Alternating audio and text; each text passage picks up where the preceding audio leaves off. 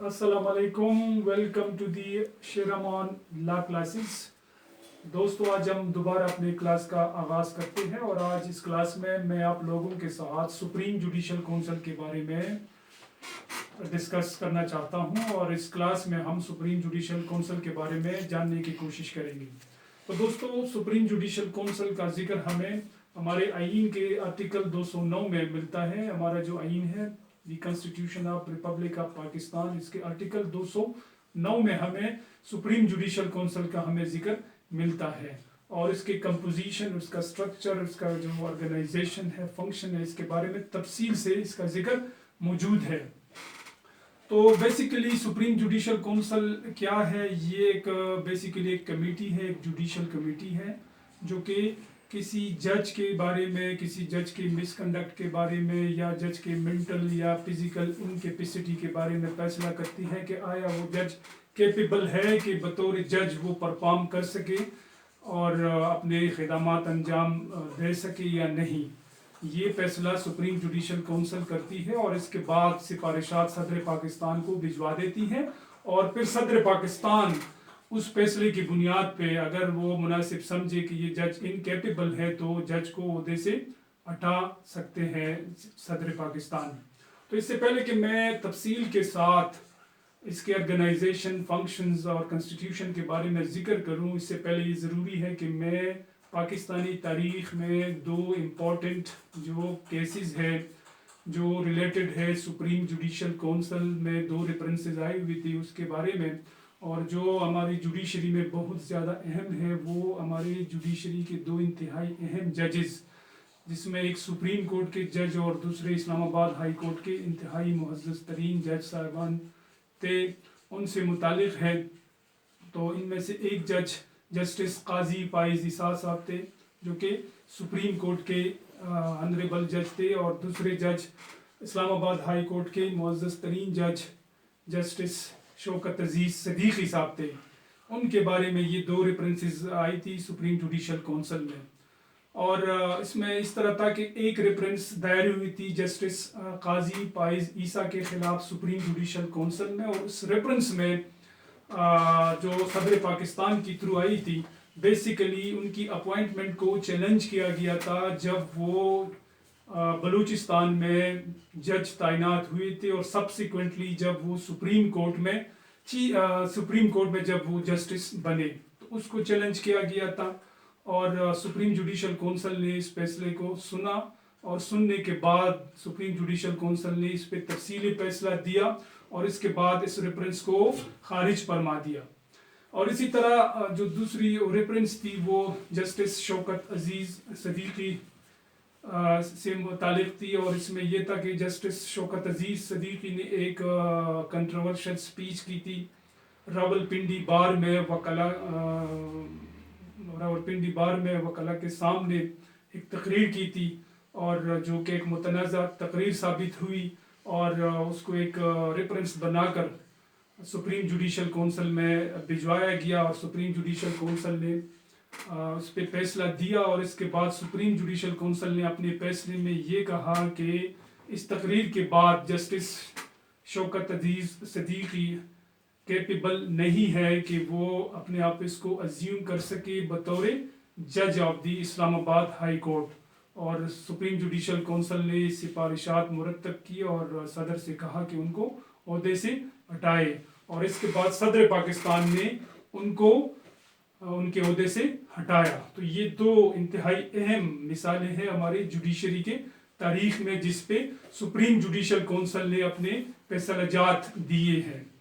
تو ابھی ہم بات کریں گے سپریم جوڈیشل کونسل کے آرگنائزیشن، سٹرکچر، کمپوزیشن کے بارے میں کہ یہ کس طرح کام کرتی ہے۔ تو بیسیکلی سپریم جوڈیشل کونسل، جس طرح میں نے پہلے ذکر کیا کہ ایک بیسیکلی ایک جوڈیشل کمیٹی ہے، اور یہ ججز کے بارے میں فیصلہ کرتی ہے کہ آیا کوئی جج کیپیبل ہے کہ وہ ازیوم کر سکے اپنے اختیارات کو بطور جج، اور وہ فنکشنز سر انجام دے سکے یا نہیں۔ یہ اختیار سپریم جوڈیشل کونسل کے پاس ہے۔ تو دوستو، جس طرح آپ کو معلوم ہے کہ ہمارا جو آئین ہے اس میں جوڈیشری کو اختیار دیا گیا ہے اور جوڈیشری کو انڈیپینڈنس آف جوڈیشری ہے، مطلب جو عدلیہ ہے وہ آزاد ہے، اور اس میں یہ آئین نے یہ گارنٹی دی ہے.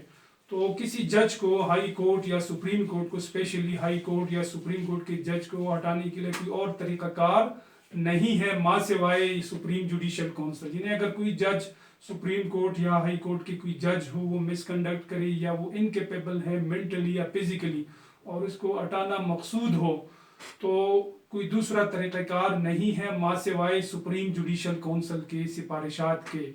اور جو سفارشات وہ دیں گے تو اس کے بعد صدر پاکستان ان کو عہدے سے ہٹائیں گے. تو یہ اسی وجہ سے یہ سپریم جوڈیشل کونسل قائم ہو جاتی ہے اور اس کے بعد یہ اپنا فیصلہ صادر کرتی ہے. تو دوستو، سپریم جوڈیشل کونسل کی کمپوزیشن اس طرح ہے کہ چیف جسٹس آف پاکستان اس کے چیئرمین ہوتے ہیں، اور باقی اس کے جو 4 ممبرز ہوتے ہیں، ٹوٹل اس کے 5 ممبرز ہوتے ہیں، تو باقی 4 ممبرز کے وہ کمبینیشن اس طرح ہے کہ 2 سینئر موسٹ ججز آف دی سپریم کورٹ، اور اسی طرح 2 سینئر ترین سینئر موسٹ ججز آف دی ہائی کورٹ. یعنی ہمارے 5 ہائی کورٹ ہے، بلوچستان ہائی کورٹ ہے، سندھ ہائی کورٹ ہے، لاہور ہائی کورٹ ہے، پشاور ہائی کورٹ ہے، اور اسلام آباد ہائی کورٹ ہے. یہ ہمارے 5 ہائی کورٹ ہے. تو ان 5 ہائی کورٹ کے جو چیف جسٹس صاحبان ہیں، ان میں سے سینئر ترین ججز کو اس کمیشن کے وہ حصہ ہوتے ہیں، اور وہ باقاعدہ اس میں وہ پارٹیسپیشن کرتے ہیں.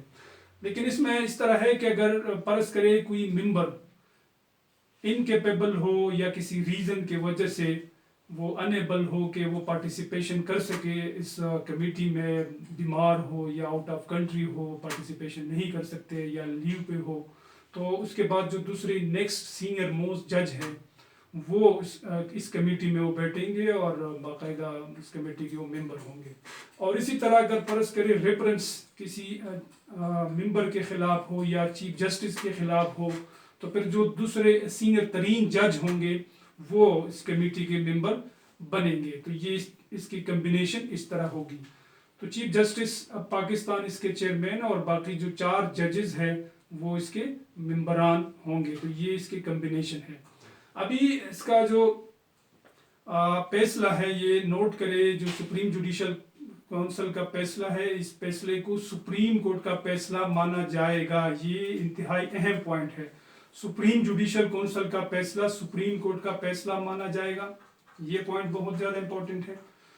دوسری جو امپورٹنٹ پوائنٹ ہے وہ یہ ہے کہ سپریم جوڈیشل کونسل کا جو فیصلہ ہے یہ کسی عدالت میں چیلنج نہیں کیا جا سکتا ہے. یہ آرٹیکل 211 آئین کا جو آرٹیکل ہے 211 میں اس کو بار کیا گیا ہے، بار ٹو جورسڈکشن. آئین میں کہا گیا ہے کہ سپریم جوڈیشل کونسل کا جو فیصلہ ہے وہ کسی صورت میں کسی بھی عدالت میں چیلنج نہیں کیا جائے گا. یہ بینڈنگ ہے، مطلب بینڈنگ ہے اور اس کو چیلنج نہیں کیا جا سکتا ہے. یہ بار کیا گیا ہے. اچھا، اس کے علاوہ آرٹیکل 210 میں اس میں یہ بھی ذکر ہمیں ملتا ہے جو سپریم جوڈیشل کونسل سے ریلیٹڈ ہے. وہ اس طرح ہے کہ سپریم جوڈیشل کونسل کے پاس جو اختیارات ہے وہ سیم پاور سپریم کورٹ کے پاس جو پاور ہے وہی power supreme judicial council exercise کرے گی. یعنی جو پاور سپریم کورٹ کے پاس ہے وہ پاور آرٹیکل 210 کے تحت سپریم جوڈیشل کونسل کے پاس بھی ہے. یعنی کسی پارٹی کو سمن کرنا، کسی شخص کو طلب کرنا، کوئی ڈاکومنٹ طلب کرنا، یہ سارے مطلب جو اختیارات ہیں وہ سپریم کورٹ کے اختیارات سپریم جوڈیشل کونسل استعمال کر سکتی ہے. اچھا، اس کے علاوہ یہ سپریم جوڈیشل کونسل ہے، اس میں جو وفاق کے طرف سے جو وکیل پیش ہوں گے وہ اٹارنی جنرل آف پاکستان پیش ہو سکتے ہیں، یا deputy attorney general of Pakistan ہو سکتے ہیں، یا assistant attorney general of Pakistan پیش ہو سکتے ہیں. اور وہ جب پیش ہوں گے تو وہ بطور پراسیکیوٹر اپنا وہ موقف پیش کریں گے سپریم کورٹ میں. تو یہ بھی ایک اہم پوائنٹ ہے، آپ لوگ ذہن میں اس کو رکھ کے کہ وہ وفاق کے طرف سے نمائندگی کریں گے. اور سپریم جوڈیشل کونسل میں جو ریفرنس آتی ہے وہ اس طرح ہے کہ کوئی بھی شخص سپریم جوڈیشل کونسل میں جب ان کو لگے کہ کوئی کسی جج نے مس کنڈکٹ کیا ہے یا کوئی جج انکیپیبل ہے فزیکلی یا مینٹلی تو وہ ریفرنس کو بھجوا سکتا ہے کوئی بھی شخص. اسی طرح سپریم جوڈیشل کونسل اپنے سورس سے بھی سوموٹو ایکشن لے سکتی ہے یا کسی اور سورس سے بھی ایکشن لے سکتی ہے. اور اسی طرح وفاقی حکومت بھی پریزیڈنٹ آف پاکستان کی تھرو ریفرنس بنا کر سپریم جوڈیشل کونسل میں بھجوا سکتی ہے.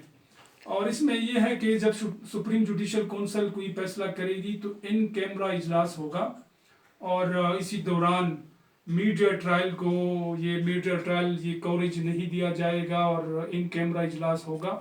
اور جو سپریم جوڈیشل کونسل کا جو فیصلہ ہے یہ بہت امپورٹنٹ پوائنٹ ہے, اس کو کانفیڈینشیل رکھا جائے گا, کسی صورت میں اس کو پبلک نہیں کیا جائے گا. یہ بہت زیادہ چونکہ یہ جج کے متعلق وہ فیصلہ صادر کرتی ہے, جج نے آلریڈی بہت سارے فیصلے صادر کیے ہوتے ہیں, تو جو فیصلہ ہے سپریم جوڈیشل کونسل کا اس کو پبلک بھی نہیں کیا جائے گا اور اس کو میڈیا ٹرائل بھی نہیں بنایا جائے گا. یہ بہت زیادہ امپورٹنٹ پوائنٹ ہے.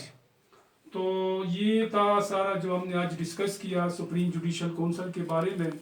تو انشاءاللہ نیکسٹ لیکچر میں ہم ڈسکشن جو کریں گے وہ جوڈیشل کمیشن آف پاکستان کے بارے میں کریں گے. تب تک کے لیے اجازت دیجیے. اللہ حافظ. Thank you so